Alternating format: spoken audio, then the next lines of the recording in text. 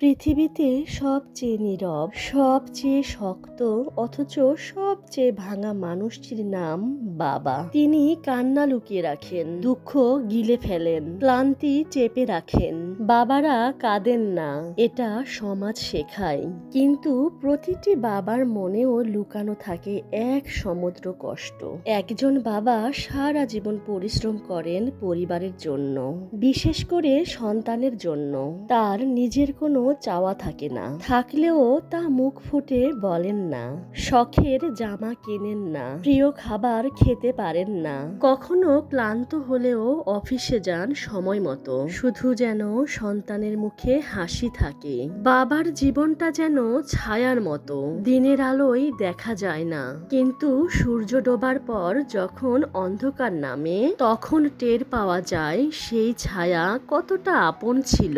একটা সময় আসে যখন সন্তানেরা বড় হয়, নিজ নিজ জীবন নিয়ে ব্যস্ত হয়ে পড়ে, তখন অনেক বাবা চুপচাপ হয়ে যান। তারা ফোন করে না, শুধু অপেক্ষা করেন একটুখানি খবরে। রাতে খাবার টেবিলে বসে বলেন না, তোমার কথা খুব মনে পড়ে, শুধু চুপচাপ চেয়ে থাকেন খালি চেয়ারের দিকে। এই সমাজে মায়ের অনুভূতি নিয়ে অনেক কথা হয়, গল্প হয়, কবিতা লেখা হয়, কিন্তু বাবারা যেন চিরকাল উপেক্ষিত এক নায়ক। অথচ তিনি তো পরিবার নামক নাট্যমঞ্চের সবচেয়ে বড় চরিত্র। বাবাদের চরিত্র প্রকাশহীন, কষ্টহীন, কিন্তু তীব্র। তারা বলেন না আমার শরীরটা ভালো না, বলেন তুই ভালো থাক, আমি ঠিক আছি। তারা বলেন না আমি আজ খুব একা, বলেন তোর মা আছে তো, আমি ঠিক আছি।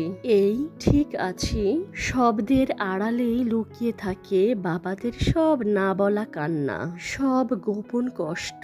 তাদের জন্য বেশি কিছু হয়তো করা যায় না, একটিবার ছোট করে বলা যায়, বাবা আমি তোমাকে অনেক অনেক ভালোবাসি। এই ছোট্ট কথাটাই হয়তো হয়ে উঠতে পারে তার সমস্ত কষ্টের বিদায়। আসসালামু আলাইকুম গাইস, আপনারা সকলে কেঙ্কা আছেন? আলহামদুলিল্লাহ আপনাকে দোয়া ও ভালোবাসায় আমরাও সকলেই ভালোই আছি। এই যে দেখো কয়টা দিন আগে আমি আমার বুলবুলিকে এগুলা জামা কাপড় কিনা দিছি, দেখতে দেখতে এগুলা জামা কাপড় একেবারে ছোট হয়ে গেল, আর আমার বুলবুলি দেখতে দেখতে অনেক বড় হয়ে যাচ্ছে। তাই তো এগুলা জামা কাপড় একটাও তার গাওত হচ্ছে না। আমি সেগুলা বের করিচ্ছি আর দেখেছি এটি অনেক অনেক জামা কাপড় আছে আমার বুলবুলি হয়তো বা 1 থেকে 2 বার পরানো হচ্ছে, তাতে এগুলা ছোট হয়ে গেছে। এগুলা জামা কাপড় লাড়িচ্ছি আর আমার বুলবুলির সাথে আমার হাজার হাজার স্মৃতির কথা মনে পড়ে যাচ্ছে। এতক্ষণ আপনারা আমার ভিডিও দেখার জন্য আপনাকে অসংখ্য অসংখ্য ধন্যবাদ। সুস্থ থাকেন, ভালো থাকেন এই কামনায়। আল্লাহ হাফেজ।